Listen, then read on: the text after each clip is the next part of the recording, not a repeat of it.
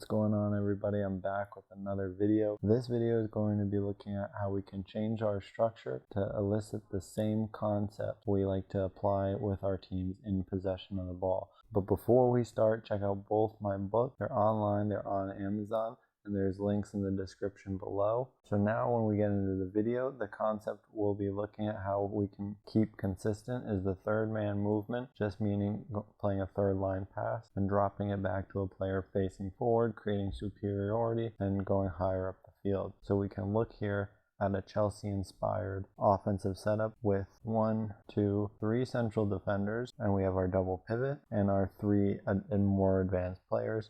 And we can even put him more in the half space to make it more Chelsea-like. So when the ball is played to the overloaded side, outside, the winger on the opposing team can shift out and block any pass to the fullback. And as before, the midfield can shift to block out the winger. Third line pass can be played further forward and drop back to the fullback or wingback to then create the superiority.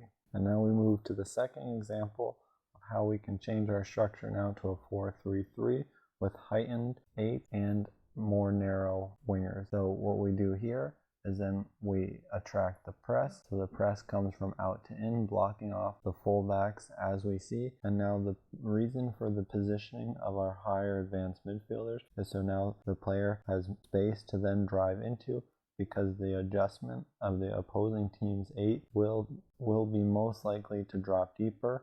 And now this will give the dynamic advantage of our 10 to move dynamically into the player's field of view with his momentum giving him the advantage. So as the ball is played, he then has the option to go centrally, or he can stick to progressing via the wide areas with now the fullback. So now it's the same concept with the same triggers and application, but in a different structure that facilitates an easier execution of this third man concept, just depending on what the defense gives you. And now our third example will be against the 4-2-3-1, and now we'll be playing in more of a 4-4-2 offensive shape, trying to pin the back four now with 2 advanced forwards. So now when we play out, we attract the press, and now we can see that the team will press a little bit differently.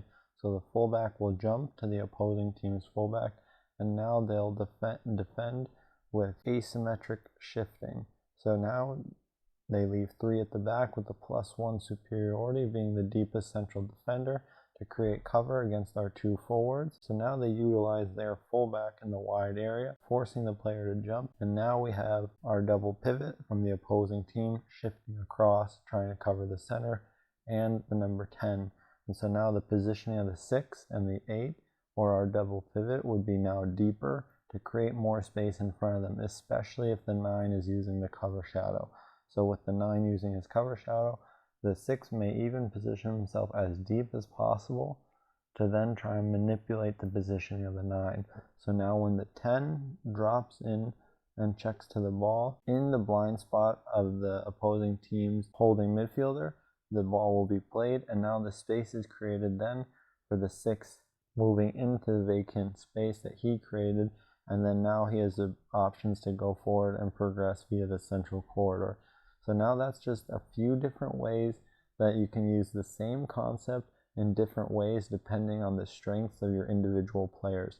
So concepts can be carried out in many different ways. So it shows that the structure isn't as important, because the structure is just a way you can facilitate your team to carry out your principles and your offensive concepts. So I hope you guys enjoyed the video, and I'll see you in the next one.